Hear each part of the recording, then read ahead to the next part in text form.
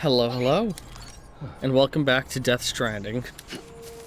Time has come for us to make more deliveries. And part of that is sorting the inventory that I fucked up by mistake. Oop, I did not mean to drop kick. Give me all the shit that's put away, please. Carry that one back. Where did all my weaponry get stored? What happened to all my guns and shit?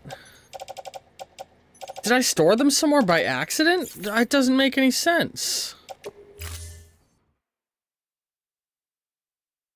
Weapons will be locked until departure. Did I leave them in here?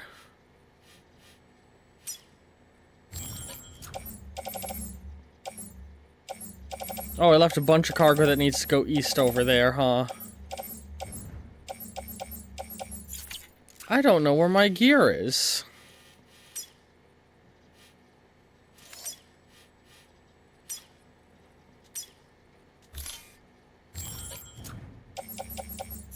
Alright, well, you know what? Since we're right here... All clear. Welcome, Sam Porter Bridges. Let's just make some new weaponry here.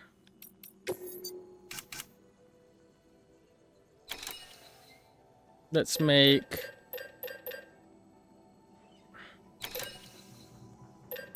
Level 3 non-lethal assault rifle.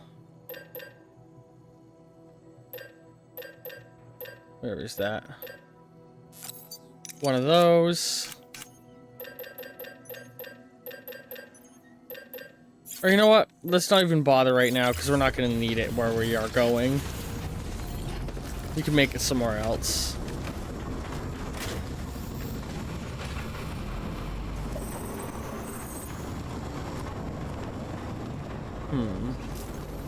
There's no way onto that road, right? Yeah, no, there's no reasonable way I could get onto the road from out here.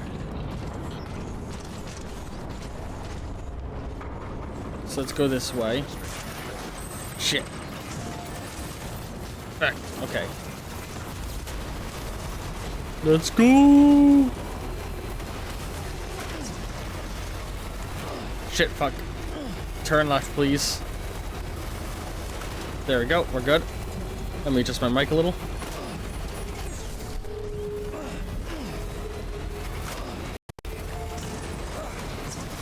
Come on, Sam.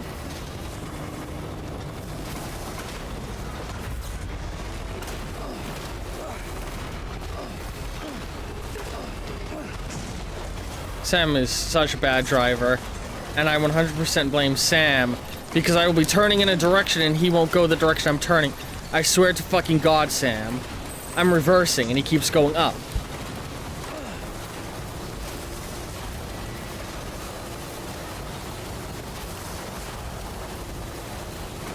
Okay, we're good. We're good. We're good. Everything's good. Okay. Oh, well, yeah.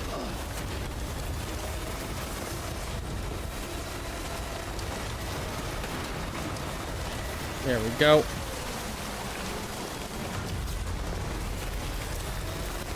Yes. But yeah, last time I was talking about my Hero Infinite setting, though, my tabletop campaign I'm running. Yeah. Every episode up till now, including both from a recording perspective and a upload date perspective, are standalone narratives. You can watch all of them without the context of previous sessions at all. But they all exist in the same world. I think my favorite episodes so far have been The Adventures of Bobby, or Bobby Beta is the name of the episode. Bobby Beta, or Beta Bobby, Beta Bobby, Bobby Beta, one of those two.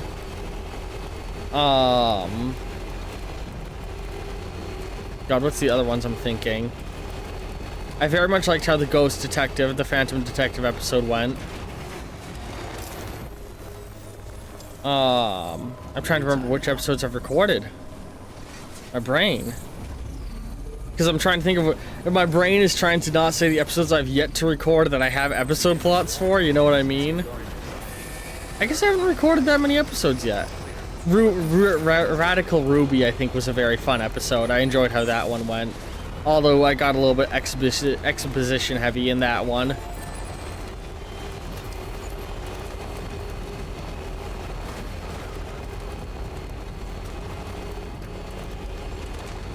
Alright.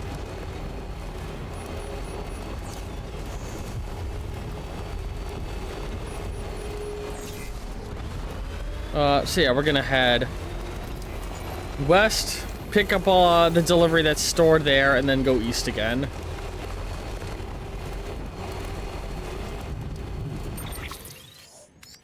Yeah.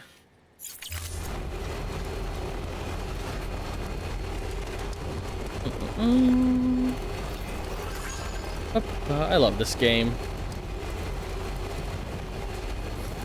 I'm loving working on the Hero Infinite campaign so much. So many of the players are contributing so much to the world and its lore. And I fucking love that. Like, my friend Veneer has written mountains of lore to expand on certain specific occult elements of the setting. And Atomic Squid, aka Greg, and Connie have both written so much for the military lore of the setting and the super soldier programs and stuff like that. It's very fun. I love having the players write a bunch of content because, one, it makes my job easier, but two, it gets them very much involved in the setting, which is very much what I want out of the setting, is for them, the players, to be very much involved. And I'm loving that. I'm loving this, like, the way that everything's working out. No rainstorm here right now, huh?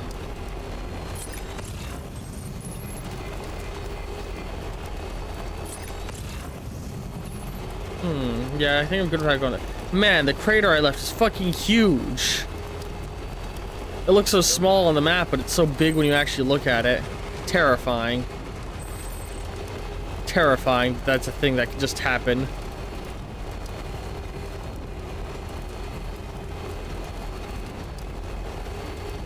I love this game.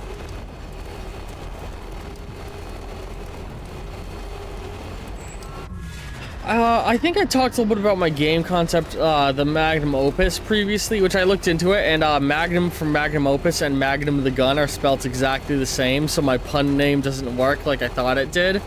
But in logo design, I can still make it work by making the word Magnum written on the side of a gun in the logo. But my game concept I want to write one day, Magnum Opus. I don't remember how much I've talked about on stream and how much I haven't, so I'm probably going to end up reiterating a bunch of topics here. It's like, it's my idea of a dream game, and the core mechanic of the game. So the whole game I want to have played similar to an immersive sim. But I want the core of the mechanic of the game to be the Magnum Opus, or the Magnums, the guns. Where I wanted to... So in my brain, I want something similar to Fallout 4's weapon modding system, because I love how robust that is, combined with the random weapon generation of Borderlands. I think that would be super fun. So you loot randomly generated guns off your enemies, and then you take those weapon workbenches, pull them apart, and remove the best aspect of those guns to save to assemble into new, better guns, is my thought, you know? And make your own ideal guns. And certain gun components would only be like compatible with other ones as a limiter. So, you know, like every gun would have either A, B, or C type connections. So a barrel might have on one end, or like the body of a gun might have like an A connection on one end and a C on another. So it can only connect to a C type handle and an A type barrel, you know? And that would be like the sort of limiter to stop you from making the most insanely overpowered guns. But if you collect enough stuff and work hard enough, you can still get crazy powerful weaponry. And like the guns in the setting are like crazy magic guns, like literally magic guns that shoot like fireballs and magic spells from straight out of D&D. And some of the guns aren't even going to be lethal guns in the setting. Like I want to have a telekinesis gun, which is like the gravity gun from Half-Life, And you can have multiple levels of it, or a low level one is just used to grab things and sort of lightly huck them around, but at the highest level it whips everything like a lethal projection, you know? And that's like another element, so I think any type of spell or enchantment or effect would have multiple levels of power. And the whole world is like a magical apocalypse setting where everyone is obsessed with guns. Again, like Borderlands is a huge inspiration behind the setting. Borderlands and Apocalyptia in general. And so, it's just a game I would love to make one day. That is my dream concept in my head. And so like every gun would consist of a handle and a barrel, obviously, and a central part, which I'm forgetting what that part is called on guns, and it's gonna kill me because I knew what it was called when I was researching stuff for this. Not the chamber. Is it the chamber?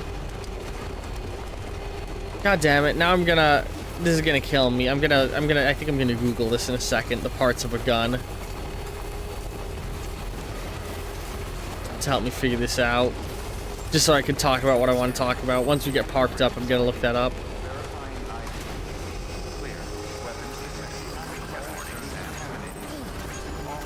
Alright, let's shoot. Yeah, the difference in this and how much caution you use between early game and late game is so funny.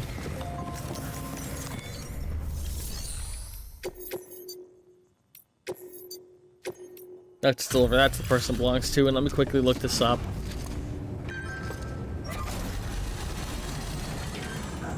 What are the different primary parts of a firearm?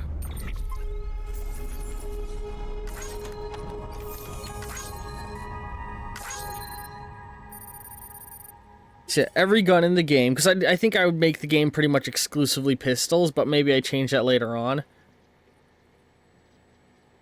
Yeah, they would all consist of a... Hang on. Sorry, I'm just looking at a thing. Hang on.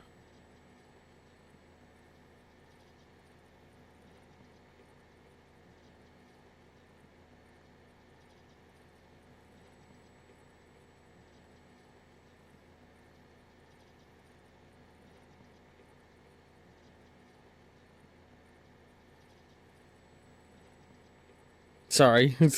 I know this is very entertaining, me just Googling things.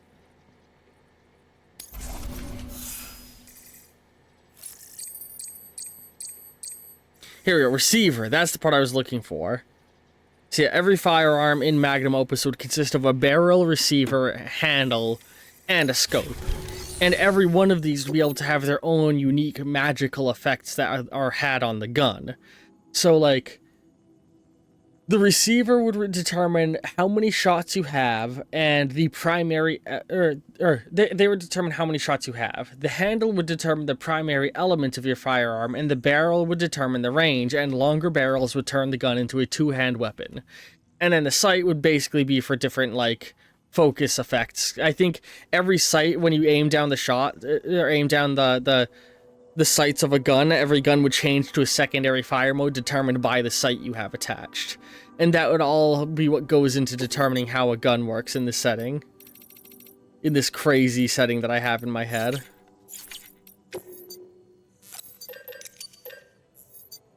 Let me sip my drink. The reason handle determines the elemental charge of your gun is that the handle contains a crystal that is like the focals thing of what determines, you know, the element. It's what charges the magical energy. And the bullets have, like, the barrel of the gun is covered in ritual circles that enchant the bullets that you fire out, is the idea of the setting.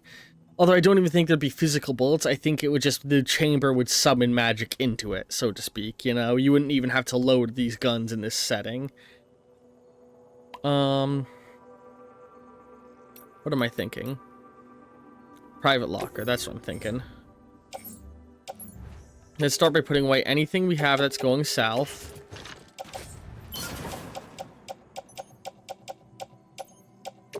All of you can get stored. I'm not going to need you in a moment. Same goes for all of this. Actually, you know, everything here. Everything here. goes into storage.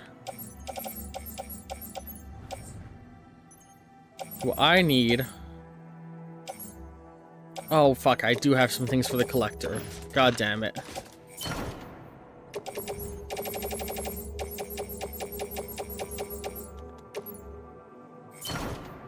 There we go. Get some more deliveries out of the way, you know?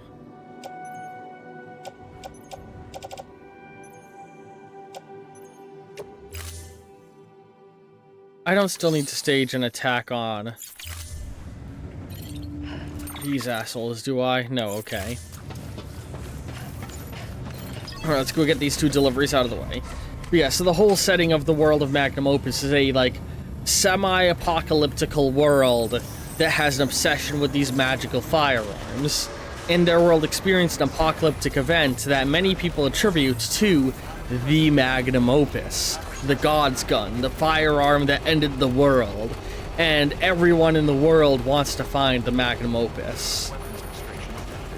And I'm thinking that the game would also have, like, vehicle stuff, where you would get to ride a motorcycle around, and you would get to customize and kit out your motorcycle in cool ways. Or maybe even a full muscle car. I'm debating if I want to just be a motorcycle, if I want to do muscle car, or if I want to do both.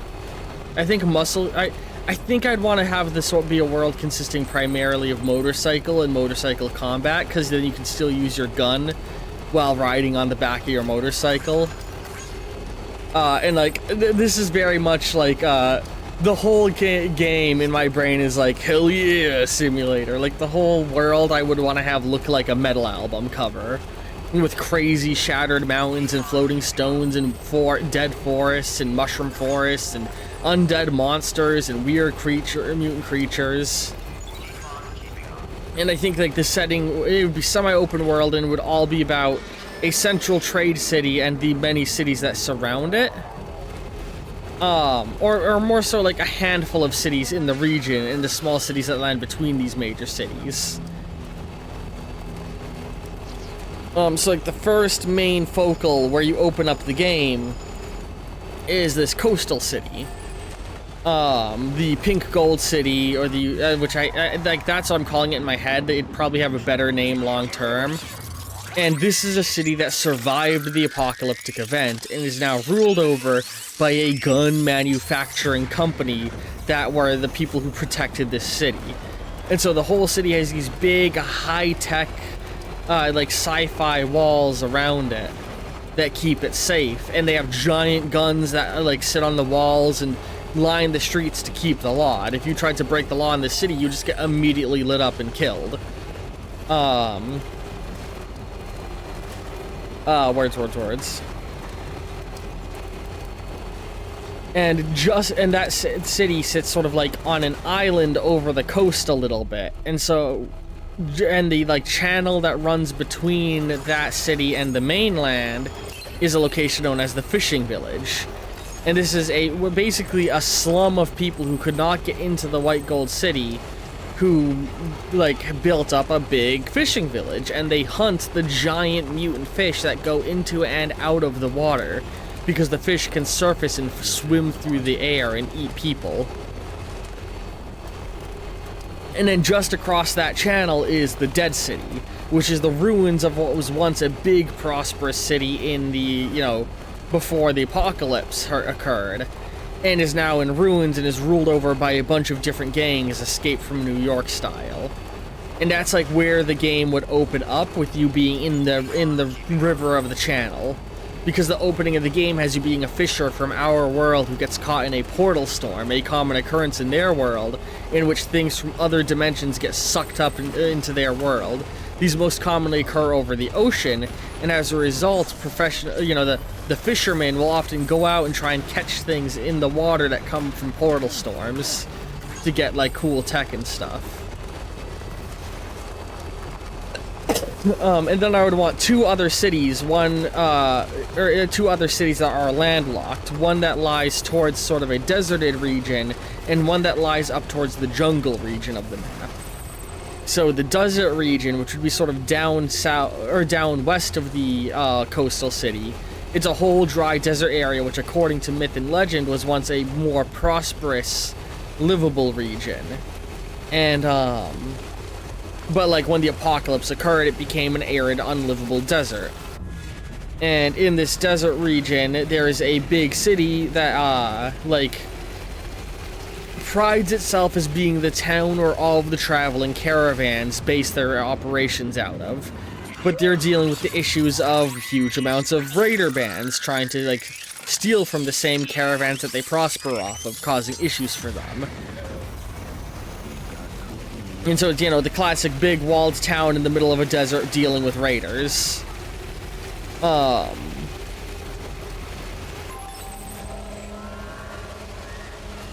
I'm just looking, I love this game. And then the last location up to the north near the jungle is this sort of heavily authoritarian civilization. That, like, they're very much a might makes right, what is the word? Meritocracy? A meritocracy civilization where the people in charge are either the people who can prove they're smart or prove they're strong. Where they have, like, they straight up have these, like, engineering tests that people need to pass to prove that they're smart enough to work on machines. And if you don't pass that, you get thrown in the arena. The dumb people get thrown in the arenas to fight, and if you survive in the arena, you get to join the military and police force. And their whole civilization sits, like, at the edge of a region known as, they sit in the middle of a region known as the Burned Lands, or the Ashlands, where long ago this whole region was a jungle, but their people, the firefighters, our thing's wearing down, we might have to stop and rest at the city. They have a group of people known as the firefighters. These are guys who wear old pre-apocalyptic firefighting gear. And, words. Honestly, the more I'm talking about this, the more I'm like, I might just write a book set in this world and eventually turn it into a game. That would be fun. You know, I'm trying to get into writing more. Oh god, I think I want to write a book about this setting now. I think I want to write a book about Magnum Opus. That would be very fun. I think I've convinced myself I want to write a book about Magnum Opus now. What was I just saying a moment ago? Oh yeah. So, like, there was a group of people, and so previously there was a giant jungle in this region, and this whole jungle is a singular, mutated, hive mind monster, where all of the plant life shares a central connective intelligence, and is very hostile to outsiders. And so, the firefighters were this initial group of people who took it upon themselves to stop the forest from spreading by burning it. They don firefighting equipment from before the war, and they like have fire trucks full of napalm and use shit like that to, like, burn the forest down. But that created an inadvertent effect of a weather effect in the region being the ash storms, where basically like dust bowls. The ash gets picked up, kicked up, and blows around and, like, gets caught in machines fucking them up, and it just wreaks ecological terror on the environment. But also, this land is incredibly fertile because of the ash, if you can get a farm going in it and not buried in ashes. Excuse me. Deliverable. What is that? Large-scale construction stuff? Cool. And the, wards. Yeah, they, wards. They sort of sweeped the way for all of this, but, hang on. Just sipping my drink. They aren't really, like, the people who run the city that is the meritocracy city. That came after them and settled in the region, and the firefighters are still pushing north against the jungle further north. Let's let Sam take a rest. But yeah, and so the whole game would have you traveling between these three regions and little dungeons scattered in between them on the back of your motorcycle, and doing quests going all around. And it would just be about a big power struggle, where, you know, The City by the Water would be about the conflict between the people of the White Gold City and the people of the Dead City, and the gang leaders of the bandit cities fighting over control, and the fishing village caught in the middle.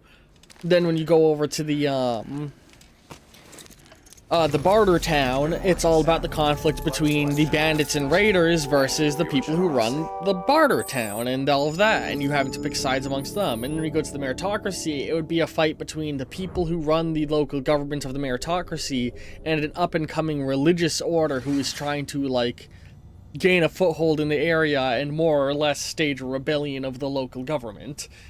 And as you would solve all of those stages of conflict, that would ultimately then lead to all of the different regions wanting to interconnect with each other in different ways, and all of this would also feed into a wider narrative that would unveil itself as the story went. Fun.